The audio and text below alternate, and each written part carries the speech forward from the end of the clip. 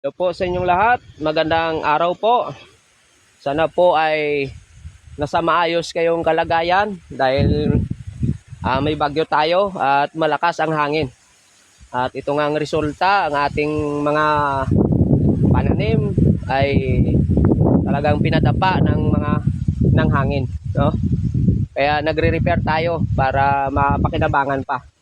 Katulad nito ng ating pipino dahil marami pa sana itong maibubunga, kaso talagang dumapa, natumba. At ang mahal sana ng pipino ngayon, no? Ayan, ang lalaki. Sayang, pero mabinta pa yan, no? Kaya nire-repair natin ngayon, no? Emergency, ano tayo, talagang ayusin dapat ngayon ng araw. Ang mahal pa naman ng pipino ngayon, guys, 60, 50 per kilo sa market, no? Pero kuha sa atin 30 pesos lang, pero talagang napakaganda na price na yan sa atin.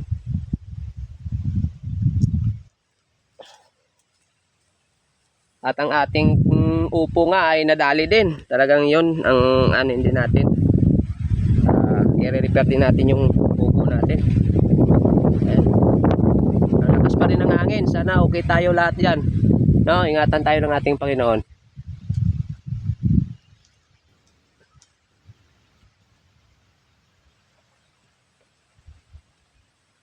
Ang diskarte lang sa inyo, kalian ka na diyo.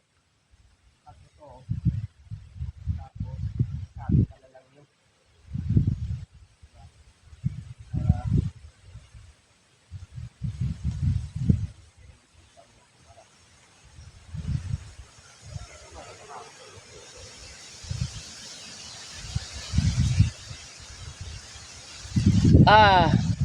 Ang lakas pa rin ng hangin talaga. O yan. Yan yung lakas ng hangin.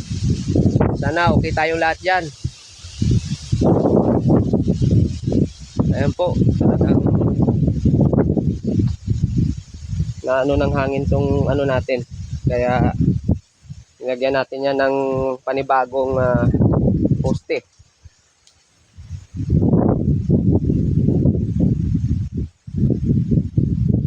At mag-harvest tayo mamaya, no? Ito, tingnan nyo naman guys ang ating pipino, no? Kaya ating nire-repair pa natin kasi ang ganda pa ng bunga niya.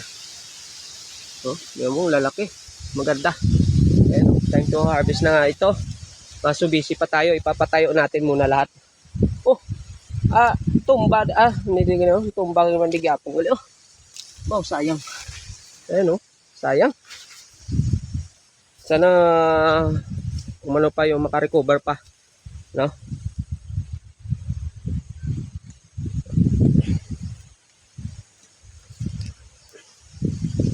At ang ating upo nga doon, no, sayang din.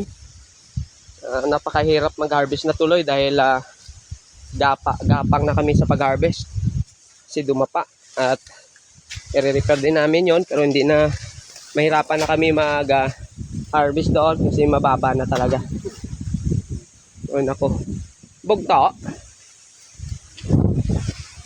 Anong gin-repair natin nina? Sige, ano na lang, yung alambre pala.